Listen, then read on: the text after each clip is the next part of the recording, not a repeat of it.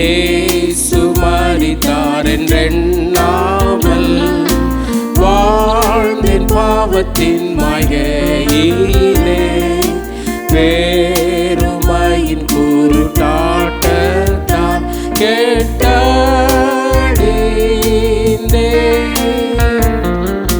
கிருபை இரக்கம் ஏராளம், மன்னிப்பும் அங்கு எனக்குண்டு. பாவம் நீங்கி ரட்சிப்படைந்து கல்வாரியில்.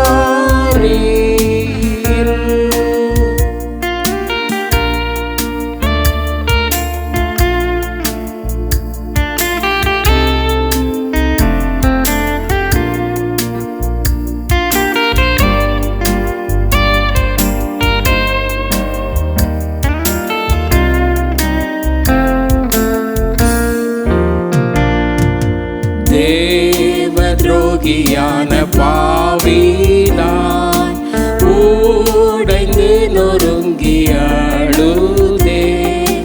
வேத வாக்கியத்தின் வெளிச்சத்தால் கல்வாரி முன் கிருபை இரக்கம் ஏராளம், மன்னிப்பும் அங்கு எனக்குண்டு. பாவம் நீங்கி ரட்சிப்படைந்தேன் கல்வாரியில்.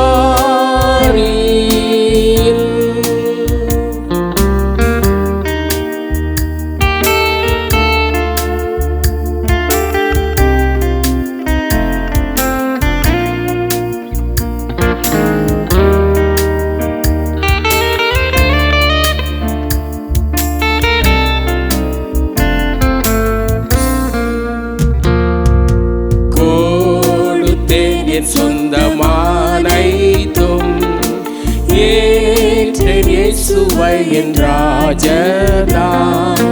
களிப்புடன் கீதம் பாடுவேன் கல்வாரி.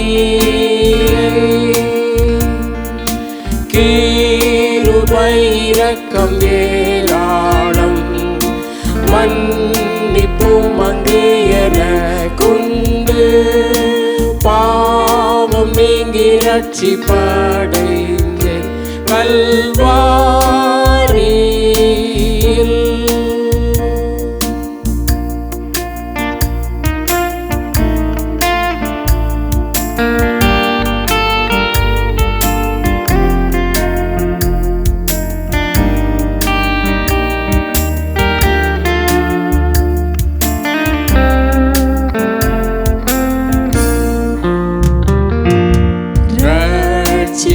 திட்டத்தை வகுத்த தேவ அன்பு மாபெரியது. நானும் தேவனோடு ஒன்றானேன் கல்வாரியில்.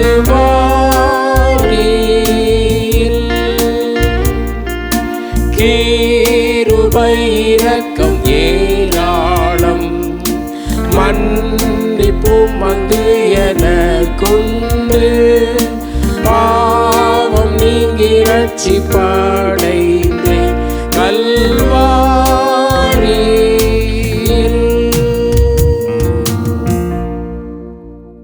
Glory to Jesus. இயேசு கிறிஸ்துவின் நாமத்திற்கு மகிமை உண்டாவதாக. இந்த நாளிலே Gospel to all nations, அனைத்து தேசங்களுக்கும் சுவிசேஷம் என்ற நிகழ்ச்சியின் சார்பிலே உங்களை சந்திப்பதிலே நான் மகிழ்ச்சி அடைகிறேன். இந்த நாளிலே விசேஷமாக இறைவன் இயேசு இந்த உலகத்திற்கு மனித அவதாரமாக, மானிடனாக இந்த உலகத்திற்கு தேவனால் அனுப்பப்பட்டு மனுக்குலத்தின் பாவத்தை எல்லாம் தன்மேல் ஏற்றுக்கொண்டு அவர் சிலுவையிலே நமக்காக பாடுபட்டு மரணம் அடைந்து மீண்டுமாக அவர் உயிர்த்தெழுந்த நிமித்தமாக நமக்கு நித்திய வாழ்வை குறித்த நம்பிக்கையை அவர் கொடுத்திருக்கிறார். அதை குறித்து வேத புத்தகம் சொல்கிற சில வேத வாக்கியங்களை நான் உங்களோடு பகிர்ந்து கொள்ள விரும்புகிறேன். உலகத்தையெல்லாம் உண்டு பண்ணின தேவன் மனுக்குலத்தை சிருஷ்டித்து படைத்து தம்மோடு இருக்கத்தக்கதாக அவர்களை ஏற்படுத்தினார். அவர்களை தம்முடைய சாயலாக அவர்களை படைத்தார். ஆனால் அவன் பாவம் செய்தபோது அவன் தேவனுடைய மகிமையையும் தேவனுடைய சாயலையும் அவன் இழந்து போனான். ஆகவே அவன் தேவனுடைய சமூகத்தை விட்டு அவன் தள்ளப்பட்டான். இழந்து போனதை தேடவும் ரட்சிக்கவும் மனுஷகுமாரன் இந்த உலகத்திற்கு அவர் வந்தார். பாவிகளை ரட்சிக்க கிறிஸ்து இயேசு உலகத்திற்கு வந்தார். மனுக்குலமாகிய நம்மை பாவத்தினின்றும் சாபத்தினின்றும் மீட்கத்தக்கதாக இறைவன் வகுத்த திட்டமே அது சிலுவை வழி பாதை. ஆகவே வேத புத்தகம் இயேசு கிறிஸ்துவினுடைய சிலுவை பாடுகளை அதிகமாக அங்கே வர்ணிக்கிறது. அதன் மூலமாக ஆண்டவர் நமக்கு அநேக சத்தியங்களை அவர் வெளிப்படுத்தியிருக்கிறார். இந்த ஆண்டவராகிய இயேசு கிறிஸ்து இந்த உலகத்திலே அவர் மனிதனாக அவதரித்து மனுமக்களுடைய பாவத்தை தன்மேல் ஏற்றுக்கொண்டு அவர் அதை தீர்ப்பதற்கான ஒரு வழியை காண்பிக்காமல் இருந்திருப்பாரானால் மனுக்குலம் முற்றிலுமாக சீர்கெட்டு தேவனுடைய நன்மைகளை எல்லாம் இழந்து போயிருக்கும். ஆனாலும் தேவன் ஏற்படுத்தின அந்த மாபெரும் ரட்சிப்பின் திட்டத்தின் மூலமாக மனுக்குலத்தை தேவன் நேசிக்கிறார் என்கிற சத்தியம் வெளிப்படுத்தப்பட்டிருக்கிறது. ஆகவே ஆண்டவராகிய இயேசு கிறிஸ்து இந்த சிலுவையிலே ஏன் வந்து மரிக்க வேண்டும்? ஒருவரே நம்ம எல்லாம் உண்டு பண்ணின தேவன் வானத்தையும் பூமியையும் சூரியனையும் நட்சத்திரங்களையும் இயற்கைகளின் அழகையும் உண்டு பண்ணின தேவன் மனுக்குலத்திற்கு ஒரு ரட்சிப்பை உண்டு பண்ணத்தக்கதாக அவர்களுக்கு மீண்டுமாக தேவனுடைய சாயலை கொடுப்பதற்காக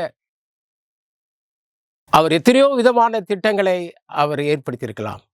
ஆனால் தேவன் தன்னுடைய குமாரனை உலகத்திற்கு அனுப்பி அவர் மூலமாகவே அவர் தனது ரட்சிப்பின் திட்டத்தை நிறைவேற்றினார். எபிரேயருக்கு எழுதின நிருபத்திலே இவ்விதமாக வாசிக்கிறோம். பூர்வ காலங்களில் பங்கு பங்காகவும் வகை வகையாகவும் தீர்க்கதரிசிகள் மூலமாய் பிதாக்களுக்கு திருவுளம் பற்றின தேவன் இந்த கடைசி நாட்களில் குமாரன் மூலமாய் நமக்கு திருவுளம் பற்றினார். இவரை சர்வத்துக்கும் சுதந்திரவாளியாக நியமித்தார். இவரை கொண்டு உலகங்களையும் உண்டாக்கினார்.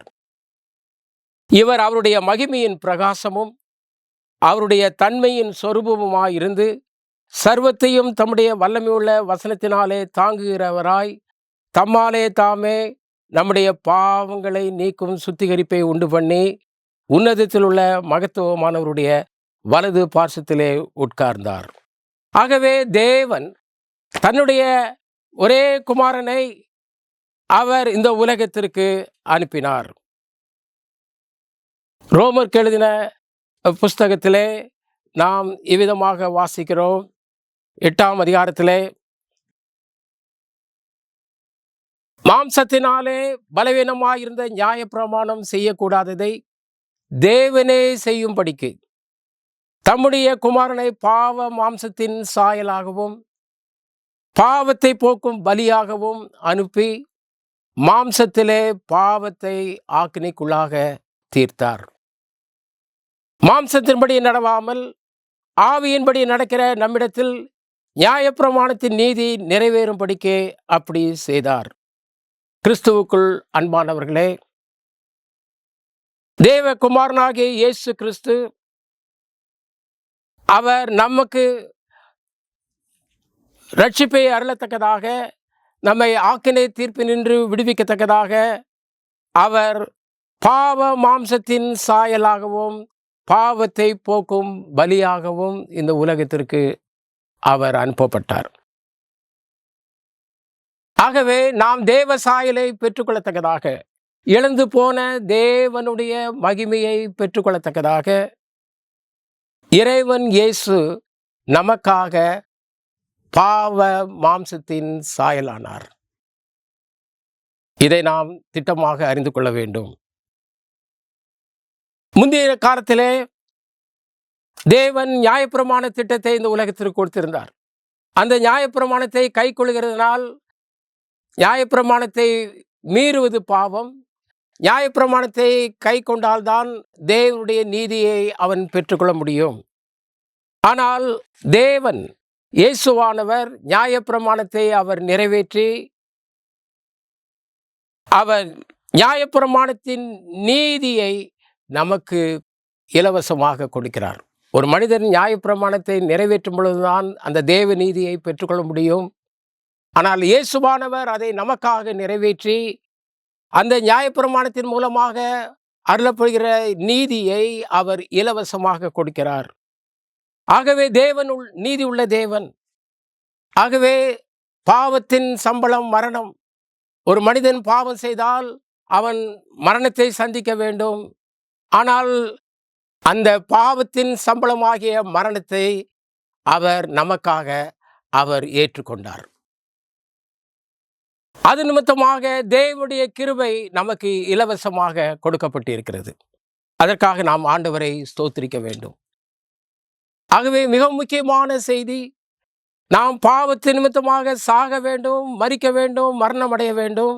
இயேசுவானவர் நம்முடைய பாடு மரணங்களை அவர் ஏற்றுக்கொண்டு அவர் சிலுவையிலே சுமந்து நமக்கு இலவசமாக அவர் நித்திய ஜீவ நம்பிக்கையை அவர் நமக்கு கொடுத்திருக்கிறார். பாவத்தின் சம்பளம் மரணம், தேவனுடைய கிருபை வரமோ நம்முடைய கர்த்தராகிய இயேசு கிறிஸ்துவினால் உண்டாகும் நித்திய ஜீவன். ஆகவே ஒரு மனிதன் இந்த உலகத்திலே தேவனோடு அவன் ஐக்கியம் கொள்ள வேண்டும், தேவனோடு அவன் தொடர்பு வைத்துக் கொள்ள வேண்டும்.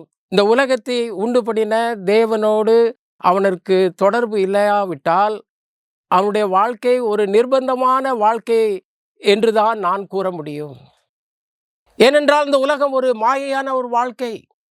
ஒரு மனிதனுடைய வாழ்க்கை எப்பொழுது வேணாலும் அது முடிந்துவிடும். அதற்கு பிற்பாடு மீண்டுமாக ஒரு வாழ்வு அவனுக்கு இல்லை. ஆகவே இந்த உலகத்திலே அவனுடைய வாழ்வு முடிந்த பிற்பாடு இயேசுவானவர் தேவன் நமக்கு வைத்திருக்கிற நித்திய ஜீவ வாழ்க்கைக்குள்ளாக தொடர வேண்டுமானால் இயேசுவானவர் நமக்கு ஏற்படுத்தி வைத்திருக்கிற அந்த புதிதும் ஜீவனுமான மார்க்கத்தின் வழியாக நாம் பிரவேசிக்க வேண்டும். எங்களுக்கு அன்பானவர்களே, இந்த செய்தியை நீங்கள் இந்த உலகத்தின் பல்வேறு பகுதியிலிருந்து நீங்கள் கேட்டுக்கொண்டிருக்கலாம். ஆனால் வானத்தையும் பூமியும் உண்டு பண்ணின தேவன் அவர் சர்வலோகத்தின் தேவனாக அவர் இருக்கிறார். அவர் உலகத்தின் பாவத்தை சுமந்து தீர்க்கிற தேவ ஆட்டுக்குட்டியாக அவர் இருக்கிறார். ஆகவே அவரை நாம் எங்கே இருந்தாலும், எந்த ஸ்தலத்தில் இருந்தாலும், எந்த தேசத்தில் இருந்தாலும் இந்த தேவன் நமக்கு தேவை. ஆகவே தேவனோடு நாம் தொடர்பு கொள்ள வேண்டுமானால் இந்த சிலுவை பாதை மூலமாக இயேசு கிறிஸ்துவின் மூலமாக தான் செல்ல முடியும். நாம் ரட்சிக்கப்படும்படிக்கு இயேசு கிறிஸ்துவின் நாமமே அல்லாமல் வேறு ஒரு நாமமும் கட்டளையிடப்படவில்லை என்று சத்திய வேதம் சொல்லுகிறது.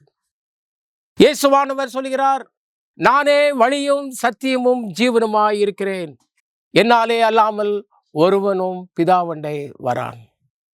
எங்களுக்கு அன்பானவர்களே, இந்த ஆண்டவர் சிலுவையிலே அவர் நமக்காக இரத்தம் சிந்தி அதன் மூலமாக நாம் பாவிகளாய் இருக்கையில் கிறிஸ்து நமக்காக மரித்ததினாலே தேவன் நம்மேல் வைத்த தமது அன்பை விளங்க பண்ணினார். அவர் சிலுவையிலே சிந்தின இரத்தத்தின் மூலமாக பாவிகளாகிய நாம் நீதிமான்களாக்கப்பட்டிருக்கிறோம். இயேசுவானவர் எனக்காக என்னுடைய பாவத்தை போக்கும் பலியாக அவர் சிலுவையிலே மரித்தார். அவர் எனக்காக அவருடைய இரத்தம் சிந்தப்பட்டது. மரித்த தேவன் அவர் மீண்டும் உயிரோடு எழுந்தார். என்னை நீதிமானாக்கத்தக்கதாக உயிரோடு எழுந்தார். அவருடைய மரணத்தையும் அவருடைய உயிர்த்தெழுதலையும் ஒரு மனிதன் நம்பினால், அவன் விசுவாசித்தால் அவன் நித்திய வாழ்வை அவன் சூழ்ந்து கொள்ள முடியும். இதுதான் வேத புத்தகம் நமக்கு ஏற்படுத்தியிருக்கிற வழியாக இருக்கிறது. ரோமருக்கு எழுதின நிருபத்திலே நாம் இவ்விதமாக வாசிக்கிறோம், கர்த்தராகிய இயேசுவை நீ உன் வாயினாலே அறிக்கையிட்டு தேவன் அவரை மரித்தோரிலிருந்து எழுப்பினார் என்று உன் இருதயத்திலே விசுவாசித்தால் ரட்சிக்கப்படுவாய். நீதி உண்டாக இருதயத்திலே விசுவாசிக்கப்படும், ரட்சிப்பு உண்டாக வாயினாலே அறிக்கை பண்ணப்படும். ஆண்டவராகிய இயேசு கிறிஸ்து மரித்த தேவன் அல்ல, அவர் மரித்தார். ஆனால் அவர் மரித்த நிலையிலே இருந்த தேவன் அல்ல. அவர் மரித்த தேவன். அவர் 3ஆம் நாளிலே உயிரோடு எழுந்த தேவனாக இருக்கிறார். ஆண்டவராக இயேசு கிறிஸ்து நமது பாவங்களுக்காக அவர் மரித்தார். அவர் அடக்கம் பண்ணப்பட்டார். ஆனால் 3ஆம் நாளிலே அவர் உயிர்த்தெழுந்தார். இயேசுவானவர் நமக்காக மரித்தார் என்பது ஆணித்தரமான சத்தியம். இயேசுவானவர் நமக்காக அடக்கம் பண்ணப்பட்டார் என்பது ஆணித்தரமான சத்தியம். அவர் நமக்காக அவர் நம்மை நீதிமான்களாக்கத்தக்கதாக அவர் உயிரோடு எழும்பினார் என்பதுதான் மேன்மையான சத்தியம். ஹல்லேலூயா.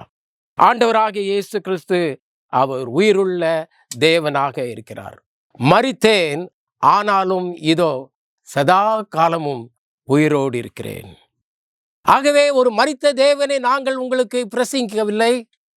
என்றென்றைக்கும் உயிரோடு இருக்கிற சர்வ வல்லமையுள்ள பிதாவாகிய தேவனையும் அவருடைய குமாரனாகிய இயேசு கிறிஸ்துவையுமே உங்களுக்கு இரட்சகராக இறைவனாக உங்களுக்கு போதிக்கிறோம். இதை நாம் அறிந்து கொள்ளத்தக்கதாக இயேசுவானவர் நமக்காக சிலுவையிலே மரித்தார் என்கிற சத்தியத்தை நாம் உணர்ந்து கொள்ள வேண்டும் என்பதற்காகவே ஞான ஸ்நானத்தை ஆண்டவராகிய இயேசு தேவன் ஏற்படுத்தி வைத்திருக்கிறார். ரோமர் 6ஆம் அதிகாரத்திலே நாம் வாசிக்கிறோம், மேலும் பிதாவின் மகிமையினாலே கிறிஸ்து மரித்தோரிலிருந்து எழுப்பப்பட்டது போல நாமும் புதிதான ஜீவன் உள்ளவர்களாய் நடந்து கொள்ளும்படிக்கு அவருடைய மரணத்திற்குள்ளாக்கும் ஞான ஸ்நானத்தினாலே கிறிஸ்துவுடனே கூட அடக்கம் பண்ணப்பட்டோம். ஆதலால் அவருடைய மரணத்தின் சாயலில் நாம் இணைக்கப்பட்டவர்களானால் அவர் உயிர்த்தெழுதலின் சாயலிலும் இணைக்கப்பட்டிருப்போம். மரித்தவன் பாவத்துக்கு நீங்கி விடுதலையாக்கப்பட்டிருக்கிறானே. அவர் மரித்தது பாவத்திற்கென்று ஒரே தரம் மரித்தார். அவர் பிழைத்திருக்கிறது தேவனுக்கென்று பிழைத்திருக்கிறார். அப்படியே நீங்களும் உங்களை பாவத்திற்கு மரித்தவர்களாகவும் நம்முடைய கர்த்தராகிய இயேசு கிறிஸ்துவுக்குள் தேவனுக்கென்று பிழைத்திருக்கிறவர்களாகவும் எண்ணிக்கொள்ளுங்கள். பிரியமானவர்களே, ஆண்டவராகிய இயேசு கிறிஸ்து நமக்காக மரித்தார் என்கிற சத்தியத்தை நாம் ஏற்றுக்கொள்வோமானால் ஞான ஸ்நானத்தின் மூலமாக அவருடைய மரணத்தின் சாயலிலே நாம் இணைக்கப்பட்டு அடக்கம் பண்ணப்பட வேண்டும். நம்முடைய பாவ மனிதன் சிலுவையிலே அறையப்பட்டு அவன் அடக்கம் பண்ணப்பட வேண்டும். கலாத்தியரிலே நாம் வாசிக்கிறோம், கிறிஸ்துவுடனே கூட சிலுவையில் அறையுண்டேன், ஆயினும் பிழைத்திருக்கிறேன். இனி நான் அல்ல, கிறிஸ்துவே என்னில் ஜீவிக்கிறார். ஆகவே நாம் கிறிஸ்துவோடு கூட சிலுவையில் அறையப்பட்ட ஒரு வாழ்வு நமக்கு இருக்க வேண்டும். என்னுடைய பாவ மனிதன் சிலுவையிலே அறையப்பட்டு இருக்கிறான் என்கிற நம்பிக்கை நமக்கு வேண்டும். நம்முடைய பாவத்தோடு நாம் தேவனுடைய ராஜ்யத்திற்குள்ளாக பிரவேசிக்க முடியாது. ஆகவே நம்முடைய பழைய மனுஷன் அங்கே முற்றிலுமாக சிலுவையிலே அறையப்பட வேண்டும். அப்பொழுதுதான் புதிய மனுஷனை நாம் தரித்து கொள்ள முடியும். கிறிஸ்துவுக்குள் அன்பானவர்களே, இந்த ஆண்டவராகிய இயேசு கிறிஸ்துவோடைய பாடு மரணத்தை நாம் தியானிக்கும் பொழுது நம்முடைய பாவ மனிதன், நம்முடைய பாவ சுவாவங்கள் சிலுவையிலே அறையப்பட்டிருக்கிறதா? கலாத்தியரிலே நாம் வாசிக்கிறோம், கிறிஸ்துவை உடையவர்கள் தங்களுடைய ஆசை இச்சைகளை சிலுவையிலே அறைந்திருக்கிறார்கள். சிலுவையிலே அறையப்படுகிற அனுபவம் நமக்கு தேவை. இனி நான் அல்ல, கிறிஸ்துவே என்னில் ஜீவிக்கிறார்.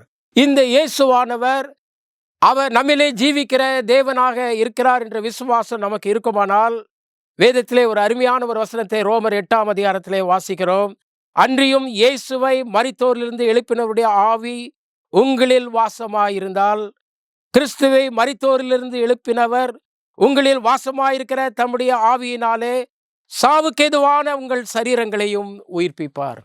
நம்முடைய சரீரத்தையும் உயிர்ப்பிப்பார்.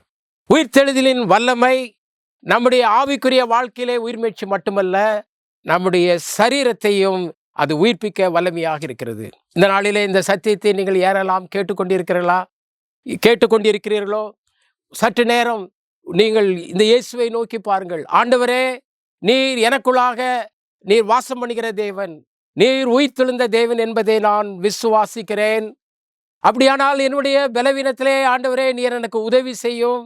என்னுடைய சரீரத்தின் அவயங்களை மீண்டுமாக உயிர்ப்பியும் என்னை புதுப்பியும், என்னை பலப்படுத்தும் என்று நீங்கள் உங்களுடைய இருதயத்திலே தேவனை நோக்கி கூப்பிடுவீர்களானால், இந்த தேவன் உங்களுடைய வாழ்க்கையிலே அற்புதத்தையும் அடையாளத்தையும் செய்ய வல்லவராக இருக்கிறார்.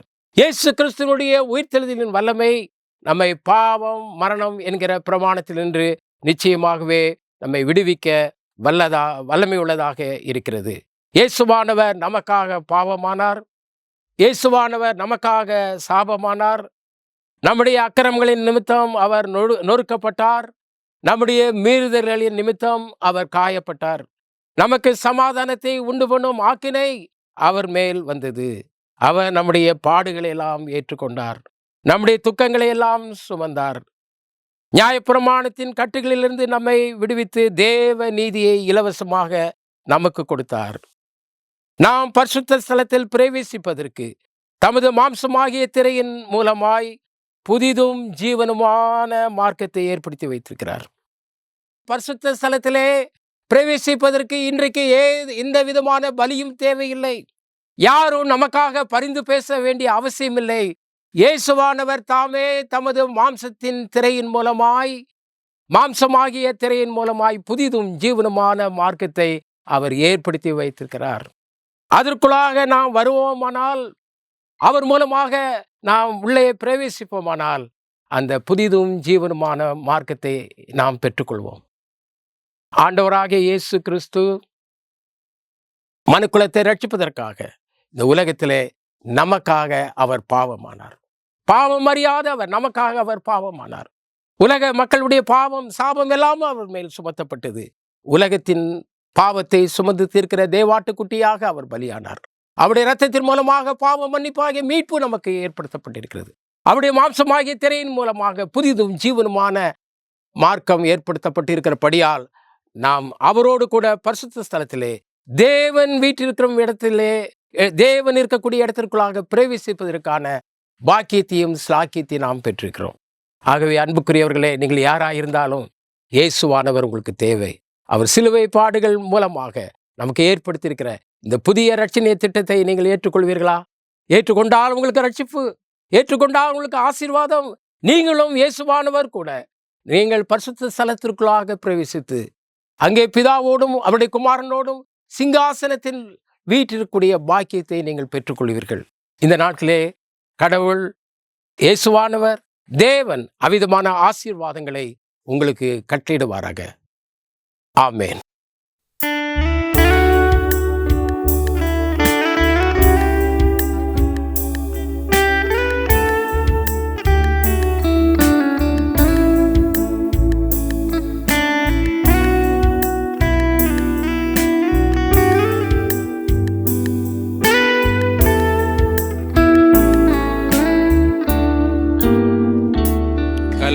கல்வாரி மாமலை மேல் கை கால்கள் ஆடிகளா கடாவப்பட்டவரா கர்த்தர் தொங்க கண்டே குருசின் வேதனையும் சீரசின் முள்முடியும் குருதி சிந்துவதும் ஊருகிற்றன் மனதை குருதி சிந்துவதும் ஊருகிற்றன் மனதை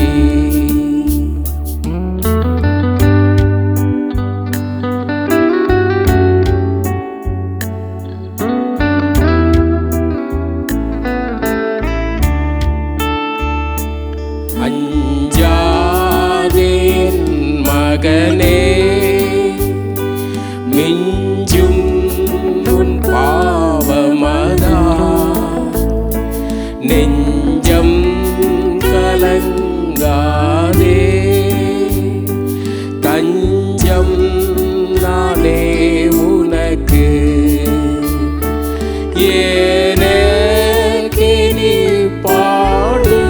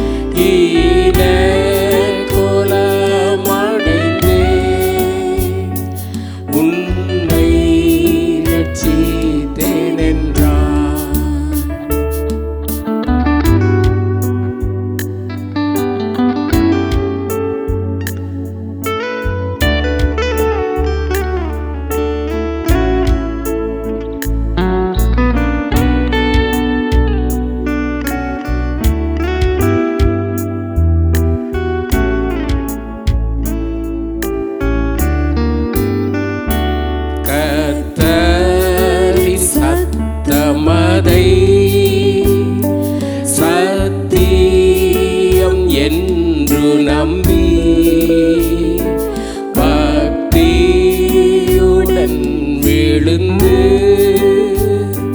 முத்தம் செய்தேன் அவரை. என் பாவம் நீங்கியதே, எக்கேடும் ஓடியதே.